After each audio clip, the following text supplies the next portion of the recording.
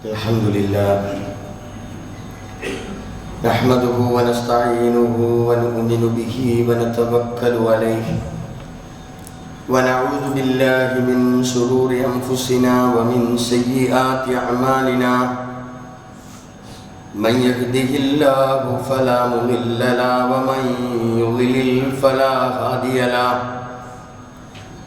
ونشهد أن لا إله إلا الله ونشهد أن محمدًا عبده ورسوله أرسله بالهدى ودين الحق ليظهره على الدين كله ولو كره المشركون اللهم صل على محمد وعلى آل محمد كما صليت على إبراهيم وعلى آل إبراهيم إنك حميد مجيد اللهم بارك على محمد وعلى آل محمد كما باركت على إبراهيم وعلى آل إبراهيم إنك حميد مجيد أما بعد فإن خير الكلام كلام الله وخير السنن سنن محمد صلى الله عليه وسلم وشر الأمور محدثاتها وكل محدثة بدعة وكل بدعة ضلالة أيها الإخوان والأخوات أوصيكم وإياي أولا بتقوى الله أعوذ بالله من الشيطان الرجيم بسم الله الرحمن الرحيم ولا تهنوا ولا تحزنوا وأنتم الأعلون إن كنتم مؤمنين പ്രിയപ്പെട്ട സത്യവിശ്വാസികളെ, വിശ്വാസിനികളെ, അല്ലാഹു സുബ്ഹാനഹു വ തആലയുടെ നിയമങ്ങളും അവൻ്റെ വിധിവിലക്കുകളും ജീവിതത്തിൻ്റെ ഓരോ ഘട്ടങ്ങളിലും കൃത്യമായി പാലിച്ചുകൊണ്ട് തഖ്വയിൽ അധിഷ്ഠിതമായി ജീവിക്കണമെന്ന് എന്നോടും എല്ലാവരോടും വസിയ്യത്ത് ചെയ്യുകയാണ്, ഉപദേശിക്കുകയാണ്. നമ്മുടെ രാജ്യം അതിൻ്റെ പരമോന്നത റിപ്പബ്ലിക്കിൻ്റെ 75ാം വാർഷികം ആഘോഷിക്കുന്ന ഒരു സന്ദർഭമാണിപ്പോൾ. ഈ സന്ദർഭത്തിൽ നമ്മുടെ രാജ്യം നേരിട്ടുകൊണ്ടിരിക്കുന്ന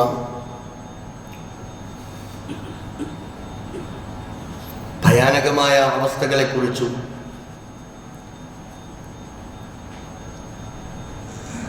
നമ്മുടെ രാജ്യത്ത് നടന്നുകൊണ്ടിരിക്കുന്ന വർഗീയ വിധ്വംസക പ്രവർത്തനങ്ങളെക്കുറിച്ചും അതോടൊപ്പം നിരന്തരമായി ആവർത്തിച്ചുകൊണ്ടിരിക്കുന്ന നീതി നിഷേധങ്ങളെക്കുറിച്ചുമൊക്കെ നമ്മൾ ഏറെ ബോധവാന്മാരാകേണ്ട ഒരു സാഹചര്യമാണ് ഇപ്പോൾ ഉള്ളത്. പ്രത്യേകിച്ച് ഈ ഒരാഴ്ചയിൽ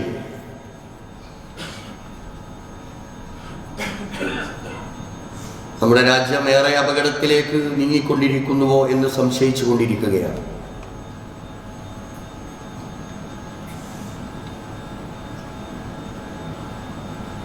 ബോംബെ പോലെയുള്ള, ഡൽഹി പോലെയുള്ള നഗരങ്ങളിൽ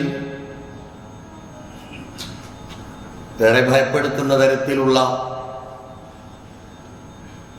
സംഭവ വികാസങ്ങൾക്ക്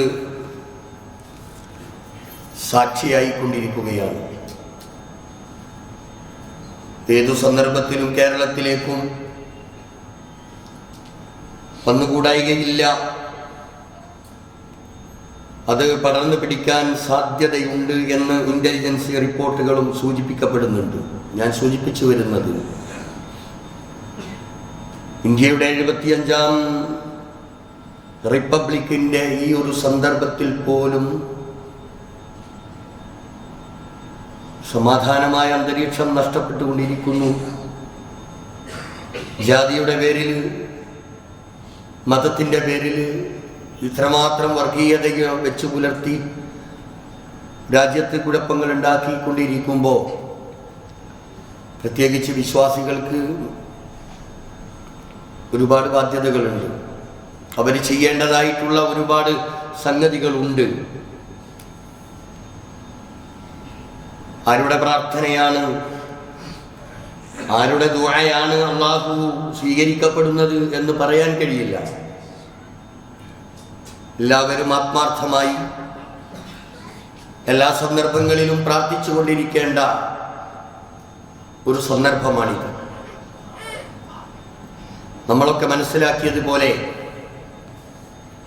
നീതിയും അതേപോലെ തന്നെ സ്വാതന്ത്ര്യവും സമത്വവും സാഹോദര്യവുമാണ് യഥാർത്ഥത്തിൽ നമ്മുടെ രാജ്യത്തിൻ്റെ ഭരണഘടന അനുശാസിക്കുന്നത്, അല്ലെങ്കിൽ നമ്മുടെ രാജ്യത്തിൻ്റെ ഭരണഘടനയുടെ മുഖമുദ്ര. ലോകരാജ്യങ്ങൾക്ക് മുമ്പിൽ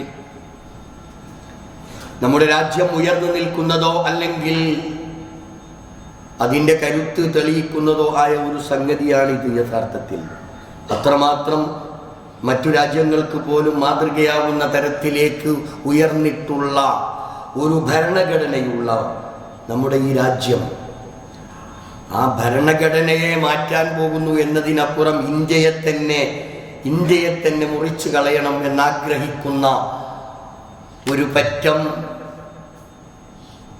വിരുദ്ധമായി ചിന്തിച്ചു കൊണ്ടിരിക്കുന്ന ആളുകൾ നമുക്കിടയിൽ ഉണ്ട് എന്ന് നമ്മൾ മനസ്സിലാക്കണം. അതെല്ലാം യഥാർത്ഥത്തിൽ രാഷ്ട്രീയമായ ലാഭത്തിന് വേണ്ടി, അതല്ലെങ്കിൽ ഈ പ്രവർത്തനങ്ങളൊക്കെ ചെയ്തുകൊണ്ടിരിക്കുന്നത് ഉന്മൂലനാശം ഉൾപ്പെടെയുള്ള സംഗതികൾക്ക് നേതൃത്വം കൊടുക്കുന്നത് രാഷ്ട്രീയമായ നേട്ടത്തിനോ അല്ലെങ്കിൽ അതിനേക്കാളപ്പുറം സാമ്പത്തികമായ നേട്ടത്തിനോ ആണ്.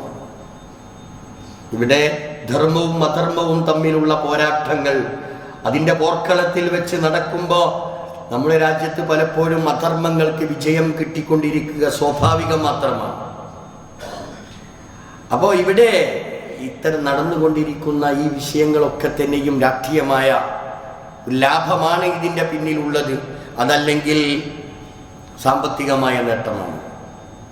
ഇതൊക്കെ ഇതിൻ്റെ പിന്നിലുള്ള ചിന്തകളാണ് അല്ലെങ്കിൽ താല്പര്യങ്ങളാണ് എന്ന് നാം മനസ്സിലാക്കേണ്ടതുണ്ട്. അപ്പോൾ ഇന്ത്യയുടെ മുഖമുദ്ര എന്ന് പറയുന്ന ജനാധിപത്യമായിരുന്നാലും അതേപോലെ തന്നെ മതേതരത്വമാണെങ്കിലും രാജ്യത്തിൻ്റെ അഖണ്ഡതയാണ്. ഇതൊക്കെ സംരക്ഷിക്കപ്പെടേണ്ടത് നമ്മുടെ രാജ്യം ഭരിക്കുന്ന ഭരണാധികാരികളുടെ ചുമതലയാണ്.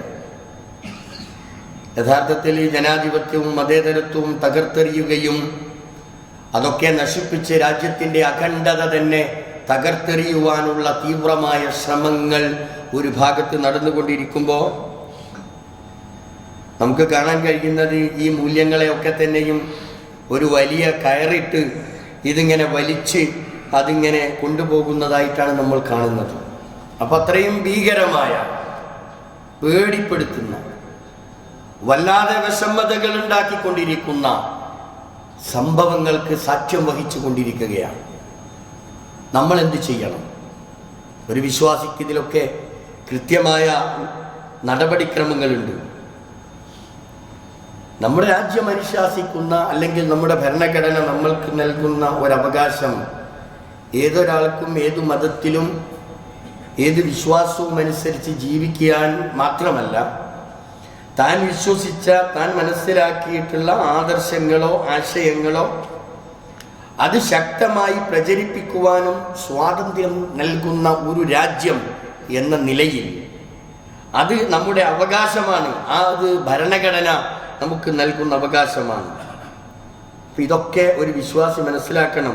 നമ്മളിങ്ങനെ കേവലം ഭൂമിക്കൊരു ഭാരമായി ഇങ്ങനെ എന്തെങ്കിലും എവിടുന്നെങ്കിലുമൊക്കെ കിട്ടിയാൽ അതിങ്ങനെ തിന്നുക, എന്നിട്ട് അതിങ്ങനെ ആഘോഷിച്ച് നടക്കുക. ഇതിനപ്പുറം നമ്മൾ ചിന്തിക്കേണ്ടത്, നമ്മൾ മനസ്സിലാക്കേണ്ടതായ, അല്ലെങ്കിൽ നമ്മൾ നിർവഹിക്കേണ്ട ഒരുപാട് സംഗതികൾ ഈ ദുനിയാവിലുണ്ട്. കാരണം വിശ്വാസികളെ സംബന്ധിച്ചിടത്തോളം നമ്മളിങ്ങനെ വെറുതെ ഈ ലോകത്തിങ്ങനെ കുറേ ആളെങ്ങനെ അള്ളങ്ങനെ അത് സൃഷ്ടിച്ചു വിട്ടു. പക്ഷേ ഉത്തരവാദിത്തങ്ങൾ നൽകിക്കൊണ്ടാണ് അള്ളാഹു സൃഷ്ടിച്ചു വിട്ടിട്ടുള്ളത്. അത് വളരെ കൃത്യമായി ആ ഉത്തരവാദിത്തങ്ങളെ സംബന്ധിച്ച് ശരിക്കും എന്താകണം, ബോധവാന്മാരാകേണ്ടതുണ്ട് എന്നാണ് സൂചിപ്പിക്കുന്നത്. പരിശുദ്ധ ഖുർആൻ ആ നിലക്കാണ്. ഇവിടെ ഭൂരിപക്ഷമെന്നോ ന്യൂനപക്ഷമെന്നോ അള്ളാഹുവിനെ സംബന്ധിച്ചിടത്തോളം അതൊരു പ്രശ്നമല്ല. നമ്മൾ ന്യൂനപക്ഷമാണ് എന്നതുകൊണ്ട് നമ്മൾ ഭീരുക്കളായി പോകേണ്ടവരല്ല. ഇത് ഖുർആൻ നൽകുന്ന പാഠമാണ്. അള്ളാഹു ലോകത്തെ സൃഷ്ടിച്ച, ചരാചരങ്ങളെ സൃഷ്ടിച്ച പടച്ച റബ്ബ് നൽകുന്ന സന്ദേശം അതാ. നിങ്ങൾ ഇവിടുന്ന് പേടിച്ചു പോകേണ്ടവരല്ല, നിങ്ങൾ ഭീരുക്കളായി ജീവിക്കേണ്ടവരല്ല, ന്യൂനപക്ഷം എന്നതിൻ്റെ പേരിൽ നിങ്ങൾ സങ്കടപ്പെടേണ്ടവരല്ല, വ്യസനപ്പെടേണ്ടവരോ വിഷമതകൾ അനുഭവിക്കേണ്ടവരോ അല്ല. മറിച്ച് നിങ്ങൾ ചെയ്യേണ്ട, നമ്മൾ ചെയ്യേണ്ട ഉത്തരവാദിത്തങ്ങളുണ്ട്. അതെന്താണെന്നറിയോ? നമുക്കൊരാദർശമുണ്ട്, നമുക്കൊരു വിശ്വാസമുണ്ട്. അതിൽ വെള്ളം ചേർക്കാതെ ജീവിക്കുക എന്നതാണ് ഏതൊരു വിശ്വാസിയും അവർക്ക് കരണീയമായിട്ടുള്ളത്. എനിക്കൊരാദർശമുണ്ട്, നമുക്ക് നമ്മുടെ ആദർശം അനുസരിച്ച് അതിൽ വെള്ളം ചേർക്കാതെ, അതിലെന്തെങ്കിലും കൂട്ടിച്ചേർക്കാതെ, കലർപ്പില്ലാതെ വളരെ കൃത്യമായ ആദർശം അടിയുറച്ച് വിശ്വസിച്ച് വിശ്വാസത്തിനനുസരിച്ച് പ്രവർത്തിക്കുക എന്നതാണ് ഏതൊരു വിശ്വാസിയെ സംബന്ധിച്ചിടത്തോളം അവൻ്റെ ബാധ്യത എന്ന് പറയുന്നത്. ഒരു കാനേശുമാരി മുസ്ലിം എന്നതിനപ്പുറത്തേക്ക് നമ്മൾ മാറണം. നമ്മൾ അല്ലാഹുവിലേക്ക് അടുക്കണം. പ്രശ്നങ്ങളെയും പ്രതിസന്ധികളെയും നമ്മൾ അനുഭവിക്കണം എന്നത് നമ്മുടെ ഒരു ചിന്തയല്ല. ഇത് അല്ലാഹു ലോകം സൃഷ്ടിച്ചപ്പോ, മനുഷ്യരെ സൃഷ്ടിച്ചപ്പോ മനുഷ്യർക്ക് നൽകിയിട്ടുള്ള ഉത്ബോധനം അതാണ്. ഇവിടെ അങ്ങനെ വെറുതെ അങ്ങനെ രക്ഷപ്പെട്ടു പോകാം എന്നാരും ശ്രദ്ധിക്കേണ്ടതില്ല, അല്ലെങ്കിൽ അങ്ങനെ കരുതേണ്ടതില്ല. നമുക്കറിയാം, നമ്മുടെ മുമ്പിൽ ഒരുപാട് ചരിത്രങ്ങളുണ്ട്. ബദർ യുദ്ധം കഴിഞ്ഞിട്ടുണ്ട്. ബദർ യുദ്ധം നമുക്കറിയാം, മൂന്നിരട്ടി ശത്രുക്കൾ ഒരു പക്ഷത്തും വളരെ ചെറിയ പക്ഷം ഒരു ഭാഗത്ത് വിശ്വാസികളും അണിനിരന്നുകൊണ്ട് പോരാടിയ പോരാട്ടമാണ് ബദർ യുദ്ധം. ബദർ യുദ്ധം നിങ്ങൾക്ക് മാതൃകയാണ് എന്ന് പരിശുദ്ധ ഖുർആൻ വിശ്വാസികളെ നോക്കി പറഞ്ഞിട്ടുണ്ട്. എന്തുകൊണ്ട് ഇങ്ങനെ മൂന്നിരട്ടിയോളം അധികമുണ്ടായിരുന്ന അവിശ്വാസികളെ പരാജയപ്പെട്ടുകൊണ്ട് വിശ്വാസികൾ എന്തുകൊണ്ട് വിജയം കൊയ്തെടുത്തു എന്ന ചരിത്രം നമ്മൾ പഠിക്കണം. ആദർശത്തിന്റെ ബലമായിരുന്നു അത്, വിശ്വാസത്തിന്റെ കരുത്തായിരുന്നു അത്. അതിനപ്പുറം ആത്മാർത്ഥമായ നെഞ്ചുരുകിയുള്ള പ്രവാചകൻ മുഹമ്മദ് നബി സല്ലല്ലാഹു അലൈഹി വസല്ലമയുടെ പ്രാർത്ഥനയായിരുന്നു അത്. അല്ലാഹുവേ, ഈ ചെറു സംഘത്തെ എങ്ങാനും പരാജയപ്പെടുത്തിയാൽ നിന്നെ മാത്രം വിളിച്ചു പ്രാർത്ഥിക്കുന്ന ഒരു സംഘം ഈ ദുനിയാവിൽ ഇനി ഉണ്ടാവില്ല എന്ന് ആത്മാർത്ഥമായി നെഞ്ചുരുകി പ്രാർത്ഥിച്ച പ്രാർത്ഥനയുടെ ഫലമായിരുന്നു ബദർ രണാങ്കണത്തിൽ വിജയിക്കാൻ സാധിച്ചത്. ഈ ഒരു ചരിത്രം നമ്മുടെ മുമ്പിൽ ഉണ്ട്. അത് കഴിഞ്ഞ് ഉഹദിലെ പരാജയവും നമുക്കറിയാം. ഉഹദിലെ പരാജയം നമ്മൾ മനസ്സിലാക്കണം. എന്തുകൊണ്ട്? അത് അനുസരണക്കേടിന്റെ തിക്തഫലമായിരുന്നു ഉഹദിന്റെ പരാജയം എന്ന് നമുക്കറിയാം. പ്രഗത്ഭരായ സഹാബികൾ, ഹംസ റളിയല്ലാഹു അൻഹുവിനെ പോലെയുള്ള, മുസ്അബ് ബിൻ ഉമൈറിനെ പോലെയുള്ള സഹാബികൾ പിടഞ്ഞു മരിച്ച യുദ്ധക്കളം, അവിടെ കൃത്യമായ നിർദ്ദേശം അനുസരിക്കാതെ വന്നതിന്റെ ഒരു പരിണിത ഫലമായിരുന്നു ഉഹദിന്റെ പരാജയം ഏൽക്കേണ്ടി വന്നത്. എന്നിട്ട് പോലും ഖുർആൻ അതിന്റെ പേരിൽ ആയത്തിറങ്ങി. അല്ലാഹു ആയത്തിറക്കി, വലാ തഹീനു വലാ തഹ്സനു വഅൻതുമുൽ അഅലൗന ഇൻ കുൻതും മുഅ്മിനീൻ. നിങ്ങൾ വിഷമിക്കേണ്ടതില്ല, നിങ്ങൾ പ്രയാസപ്പെടേണ്ടതില്ല. വഅൻതുമുൽ അഅലൗന, നിങ്ങൾ തന്നെയാണ് ഈ ഭൂമിയിലെ ഉന്നതന്മാർ. പക്ഷേ അല്ലാഹു പറഞ്ഞു ഇൻ കുൻതും മുഅ്മിനീൻ, നിങ്ങൾ വിശ്വാസികളാണെങ്കിൽ. അപ്പൊ വിശ്വാസം എന്ന് പറയുന്നതാണ് ഇതിന്റെ കാതലായ വിഷയം. നമ്മൾ ലാ ഇലാഹ ഇല്ലല്ലാഹ് അഷ്ഹദു അല്ലാ ഇലാഹ ഇല്ലല്ലാഹ് വ അഷ്ഹദു അന്ന മുഹമ്മദ റസൂലുള്ളാഹ്, നമ്മളെല്ലാവരും കലിമത്ത് ഉച്ചരിച്ചവരാണ്, ഷഹാദത്ത് പറഞ്ഞവരാണ്. പക്ഷേ ഷഹാദത്ത് പ്രഖ്യാപിക്കുന്നതിനപ്പുറം നമ്മുടെ ജീവിതം അതിന് സാക്ഷിയായിട്ടുണ്ടോ? നമ്മളെപ്പോഴും ബോംബെയിൽ എന്തുമാത്രം പീഡനങ്ങളാണ് അനുഭവിച്ചു കൊണ്ടിരിക്കുന്നത്, ഡൽഹിയിൽ എന്തുമാത്രം പ്രശ്നങ്ങളാണ് അനുഭവിക്കുന്നത്, ഇന്ത്യയുടെ എല്ലാ ഭാഗങ്ങളിലും മുസ്ലിം സമൂഹം വല്ലാതെ ബുദ്ധിമുട്ട് അനുഭവിക്കുന്നു. ഇതൊക്കെ നമ്മൾ പറഞ്ഞുകൊണ്ടിരിക്കുമ്പോഴും നമ്മളും നമ്മുടെ ദീനും തമ്മിൽ, നമ്മളും നമ്മുടെ ആദർശവും തമ്മിൽ, നമ്മളും നമ്മുടെ വിശ്വാസവും തമ്മിൽ നമ്മൾ എങ്ങനെയാണ് ബന്ധപ്പെട്ട് നിൽക്കുന്നത് എന്നതിനെ കുറിച്ച് നമ്മൾ ആലോചിച്ചിട്ടുണ്ടോ? അള്ളാഹുവിന്റെ സഹായം നമുക്ക് ആവശ്യമാണ്. അള്ളാഹുവിന്റെ സഹായമില്ലാതെ രക്ഷപ്പെടുക സാധ്യമല്ല. അള്ളാഹു അല്ലാതെ നമ്മെ രക്ഷിക്കാൻ ആരുമില്ല എന്ന് വളരെ കൃത്യമായി വിശ്വസിക്കുന്നവരാണ് നമ്മൾ.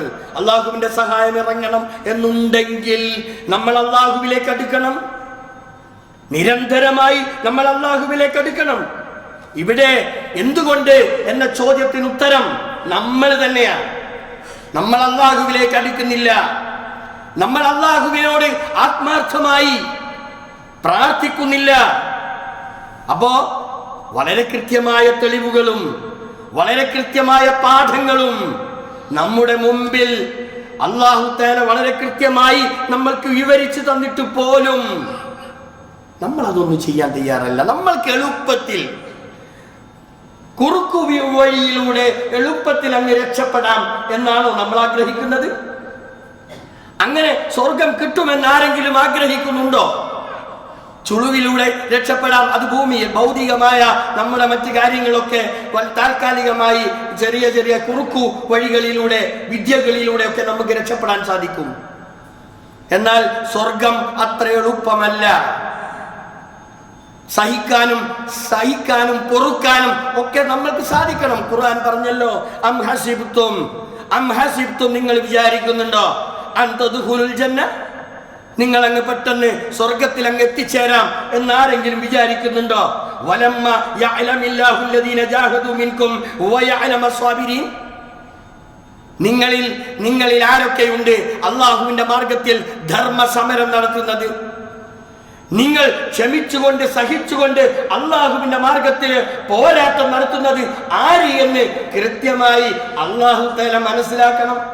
അത് മനസ്സിലാക്കി സഹിക്കേണ്ടതൊക്കെ നമ്മൾ സഹിച്ചതിന് ശേഷമേ സ്വർഗപ്രവേശം സാധ്യമാവൂ എന്നാ ഖുർആൻ പറഞ്ഞത്.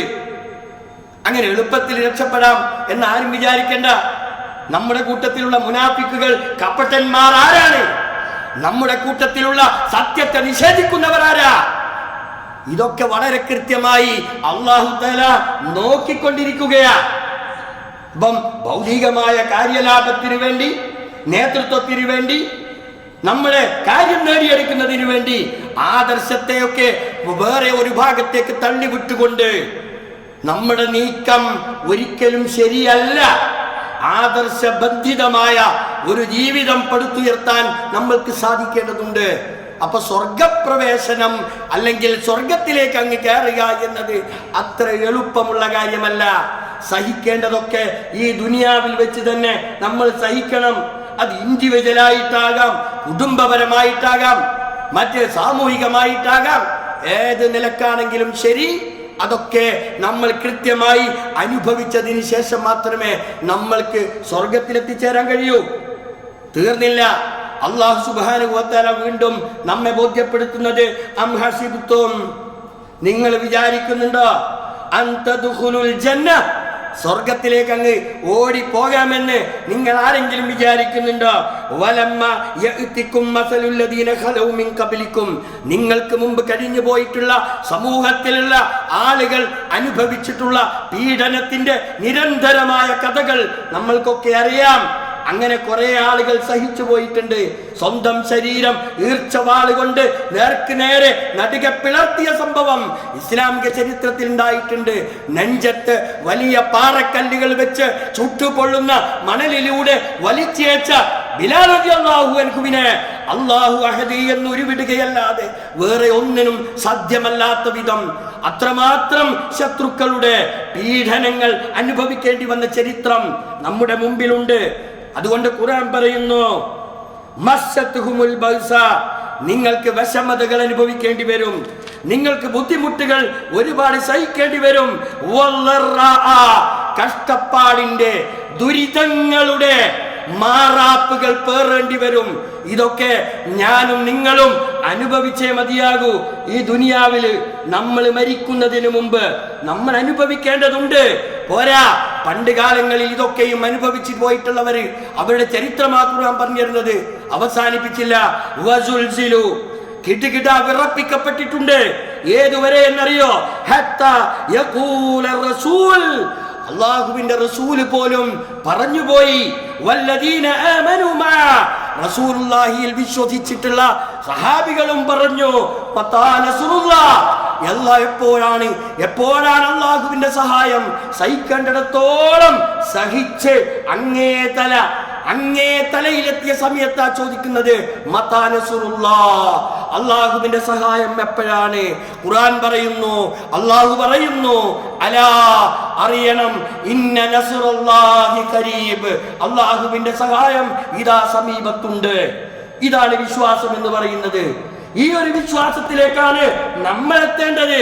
നമ്മൾക്ക് എന്തുമാത്രം പ്രതിസന്ധികൾ ഉണ്ടായാലും, എന്തുമാത്രം പ്രയാസപ്പെടുത്തുന്ന അവസ്ഥകൾ നമ്മളിൽ വന്നു ചേർന്നാലും, ആരൊക്കെ നമ്മെ ഭീഷണിപ്പെടുത്തിയാലും, ആരൊക്കെ ഈ രാജ്യം വിട്ടു പോകണമെന്ന് പറഞ്ഞാലും, അള്ളാഹുവിന്റെ സഹായത്തിന് വേണ്ടി നമ്മൾ കാത്തിരിക്കണം. അതിനെന്തു വേണം?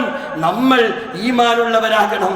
നമ്മൾ അള്ളാഹുവിന്റെ ഇഷ്ടപ്പെട്ട അടിമകളായി ജീവിക്കാൻ നമ്മൾ എന്നാണോ തയ്യാറാവുന്നത്, അന്ന് മാത്രമേ അള്ളാഹുവിന്റെ സഹായം നമ്മൾക്ക് കിട്ടുകയുള്ളൂ. ഈ സഹായത്തിന് വേണ്ടി നമ്മൾ അള്ളാഹുവിനോട് ആത്മാർത്ഥമായി യാചിച്ചുകൊണ്ടിരിക്കുക. അള്ളാഹു നമ്മെ അനുഗ്രഹിക്കുമാറാവട്ടെ.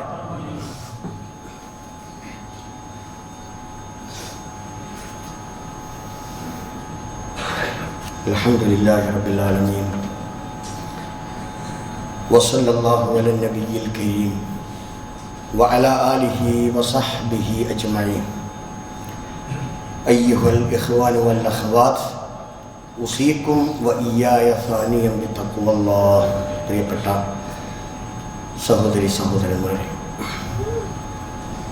അല്ലാഹുവിനെ സൂക്ഷിച്ച് ജീവിക്കണേ എന്ന് ഒരിക്കൽ കൂടി വസിയത്ത് ചെയ്യുകയാണ്, ഉപദേശിക്കുകയാണ്. കഴിഞ്ഞ വെള്ളിയാഴ്ച നമ്മളിപ്പോൾ റണ്ണിങ്ങിലുള്ള റജബ് മാസവുമായി ബന്ധപ്പെട്ട കാര്യങ്ങളെക്കുറിച്ചാണ് നമ്മൾ പറഞ്ഞിരുന്നത്.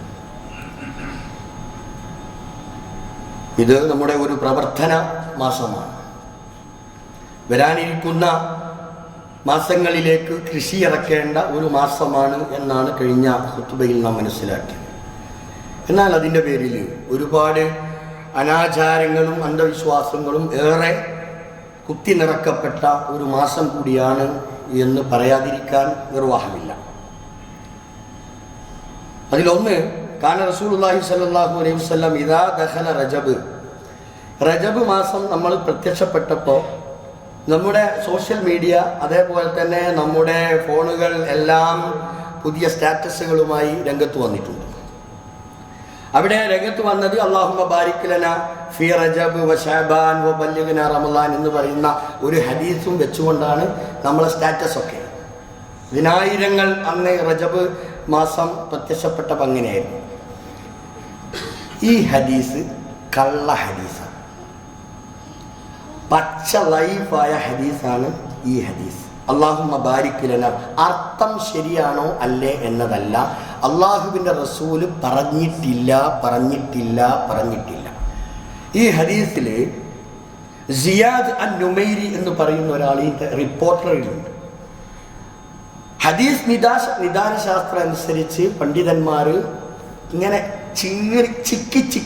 ചിക്കി എല്ലാ ഹദീസുകളും കല്ലും നെല്ലും എല്ലാം പതിരും ഒക്കെ വേർതിരിച്ച് ഇങ്ങനെ കൃത്യമാക്കിയിട്ടുണ്ട്. ആ കൂട്ടത്തിൽ സിയാദ് അൻ നുമൈരി എന്ന് പറയുന്ന വ്യക്തി ഈ പരമ്പരയിലുണ്ട്. അയാൾ ലൈഫാണ് എന്ന് ഹദീസ് വിധാനശാസ്ത്ര പണ്ഡിതന്മാരൊക്കെ രേഖപ്പെടുത്തിയിട്ടുള്ളതാണ്. അതുകൊണ്ട് ആ ഹദീസിന് ഒരു പിൻബലവും ഇല്ല. രണ്ടാമത്തെ ഒരു ധാരണ, റജബ് മാസത്തിൽ ഈ ഉംറക്കാർക്ക് ഭയങ്കര ഒരു സീസൺ. റജബിൽ ഒരു ഉംറ അത് ഒരു നല്ലത് എന്ന് അതിങ്ങനെ വ്യാപകമായി പ്രചരിപ്പിച്ചുകൊണ്ടിരിക്കാറുണ്ട്. അങ്ങനെയൊന്നുണ്ടോ? ഏത് സമയത്താണ് ഒരാൾക്ക് ഉംറ പോകാൻ സമയം കിട്ടുന്നത് അയാൾ അന്നപ്പം പോവുക. റസൂലുള്ളാഹി സ്വല്ലല്ലാഹു അലൈഹി വസല്ലം റജബിൽ ഒരൊറ്റ ഉംറയും ചെയ്തിട്ടില്ല. ഒറ്റ ഉംറയും ചെയ്തിട്ടില്ല. അതാരാ പറയുന്നതെന്നറിയോ? ആയിഷ റളിയല്ലാഹു അൻഹ. കാലത്തെ ആയിഷ റളിയല്ലാഹു തആല അൻഹ മഅ്തമറ റസൂലുള്ളാഹി സ്വല്ലല്ലാഹു അലൈഹി വസല്ലം ഫി റജബ് ഖത്തുൻ. തീരെ ഖത്തു എന്ന് പറഞ്ഞാൽ തീരെ ഒരിക്കൽ പോലും ഒരു ഉംറ പോലും ഈ റജബ് മാസത്തെ റസൂലുള്ള പ്രത്യേകം നിർവഹിച്ചിട്ടില്ല. പിന്നെ എവിടുന്ന അപ്പോൾ ഇത് കിട്ടിയത്? വെറുതെ അങ്ങ് ഒരു സോഷ്യൽ മീഡിയയിലൂടെ അങ്ങ് പ്രചരിപ്പിക്കുന്ന ഒരവസ്ഥയാണ്. അപ്പം അതിൽ ഒരർത്ഥമില്ല. ഏറ്റവും പ്രധാനപ്പെട്ട 3-4 ബിദ്അത്തുകൾ നടക്കുന്ന സംഭവം മാത്രമാണ് ഞാൻ സൂചിപ്പിക്കുന്നത്. വേറൊരു സംഭവം എന്താണെന്ന് വെച്ചാൽ, ഈ റജബ് മാസത്തിലെ ഒരു നമസ്കാരമുണ്ട് പുതിയ. അതിൻ്റെ പേര് ആഗ്രഹ സഫലീകരണ നമസ്കാരം എന്നാണ്. സ്വലാത്തു റഗായിബ് എന്ന പേരിൽ ഒരു നിസ്കാരം. ഷാഫി മദ്ഹബിലെ പ്രസിദ്ധ പണ്ഡിതനായ ഇമാം നവവി റഹിമഹുല്ലാ അദ്ദേഹം പറഞ്ഞത് എന്താണെന്ന് പറയാം, അസ്വലാത്തുൽ മഅറൂഫ, അറിയപ്പെട്ടൊരു നിസ്കാരമുണ്ട്. ആ നിസ്കാരത്തിന്റെ പേര് ബി സ്വലാത്തി റഗായിബ് എന്നാണ്, ആഗ്രഹ സഫലീകരണ നമസ്കാരം എന്നാണ്. വഹിയ, അത് ഈ 12 റക്അത്ത് 12 റക്അത്താണ്. തുസല്ലി ബൈനൽ മഗ്രിബ് വൽ ഇശ, അത് മഗ്രിബിന്റെയും ഇശാന്റെയും ഇടയിലാണ് പോലും അത് നിർവഹിക്കേണ്ടത്. പ്രത്യേകിച്ച് എന്താണെന്ന് നിങ്ങൾക്ക് ലൈലത്ത അവ്വൽ ജുമുഅത്തിൻ ഫി റജബ്, റജബ് മാസം കണ്ട് 1ാമത്തെ വെള്ളിയാഴ്ച രാത്രിയിലാണ് ഈ നിസ്കാരം അത്ര. അതേപോലെ തന്നെ ഇതേ നിസ്കാരം നിസ്കരിക്കുന്ന വേറൊരു ദിവസം കൂടിയുണ്ട്, ശഅബാൻ 15 ആ രാത്രിയിലും ഇതേ നിസ്കാരം സ്വലാത്തു റഗായിബ് എന്നത്. അന്ന് റക്കാത്തിന് മാറ്റണ്ട്. ശഅബാൻ 15 ആകുമ്പോഴത്തേന് അത് 100 റക്കാത്താണോ നിസ്കരിക്കേണ്ടത്, 100 റക്കാത്ത്, 100 റക്കാത്ത്.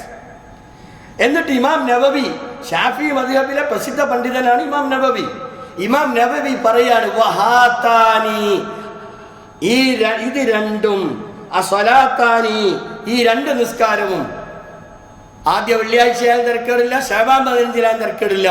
ഈ സ്വലാത്തു റഗായിബ് എന്ന് പറയുന്ന ആഗ്രഹ സഫലീകരണ നമസ്കാരം ബിദ്അത്താനി, അത് രണ്ടും ബിദ്അത്താണ്. കൃത്യം, വളരെ ക്ലിയർ. അപ്പൊ പിന്നെ ഒരു ചോദ്യം, നിസ്കാരല്ലേ, നല്ലതല്ലേ, ദിക്റല്ലേ, നല്ലതല്ലേ? ഇസ്ലാമിൽ അതിനൊരു സ്ഥാനമില്ല. ഇതൊക്കെ നല്ലതാണ്. ദിക്ർ എപ്പോഴും ചെല്ലാം. ദിക്ർ രാവിലെ നേരം വെളുത്ത് എണീറ്റ് രാത്രി കിടക്കുന്നത് വരെ ചൊല്ലിക്കോളി. ചെയ്യാൻ പറഞ്ഞത് എപ്പോഴൊക്കെയാണോ അങ്ങനെ ചെയ്യാൻ പാടില്ലാത്ത സമയങ്ങളിലോ സന്ദർഭങ്ങളിലോ അത് ചെയ്യാൻ പാടില്ല. ഇങ്ങനെ പിടിച്ചിട്ട് ഒരുപാട് അനാചാരങ്ങൾ നിറഞ്ഞു നിൽക്കുന്ന മാസങ്ങളിൽ ഒരു മാസമാണ് റജബ്. അപ്പോൾ നമ്മൾ എന്താ മനസ്സിലാക്കുന്നത്? ഒരു കാര്യം ചെയ്യുമ്പോൾ എന്താ ഖുർആൻ പറഞ്ഞത്? ലഖദ് കാന ലക്കും റസൂലുള്ളാഹി ഉസ്വത്തുൻ ഹസന. ഇത് ഖുർആനാണ്. ഖുർആൻ പറഞ്ഞത് തീർച്ചയായും നിങ്ങൾക്ക് നിങ്ങളുടെ പ്രവാചകനിൽ ഉത്തമമായ മാതൃകയുണ്ട്. ആർക്ക്? ലിമൻ കാന യർജുല്ലാഹ്, അല്ലാഹുവിനെ ആഗ്രഹിക്കുന്ന, വൽ യൗമൽ ആഖിർ, അന്ത്യദിനത്തെ ആഗ്രഹിക്കുന്ന, വദക്കറല്ലാഹ കസീറ, ധാരാളമായി അല്ലാഹുവിനെ ഓർത്ത് നിൽക്കുന്ന ആളുകൾ ഉൾപ്പെടെ അവർ ചെയ്യേണ്ടത് റസൂലുള്ളാഹിയുടെ മാതൃകകൾ കൃത്യമായി പിൻപറ്റുക എന്നതാണ്. റസൂലുള്ള ചെയ്യാത്തത്, റസൂലുള്ള പറയാത്തത്, റസൂലുള്ള അംഗീകാരം നൽകാത്തത്, ഹാദിഹി ബിദ്അത്തുൻ, അതാണ് ബിദ്അത്ത്. അതുകൊണ്ട് പരിശുദ്ധ ഖുർആൻ നമ്മളോട് പറഞ്ഞു, വമാ ആതാകുമുർ റസൂലു ഫഖുദൂഹു വനഹാകും അൻഹു ഫന്തഹൂഹു. റസൂലുള്ള നിങ്ങൾ കൊണ്ടുവന്നതെന്തോ അത് നിങ്ങൾ സ്വീകരിക്കുക, റസൂലുള്ള വിരോധിച്ചതെന്തോ അത് നിങ്ങൾ നിങ്ങളുടെ ജീവിതത്തിൽ അത് ഒഴിവാക്കുക.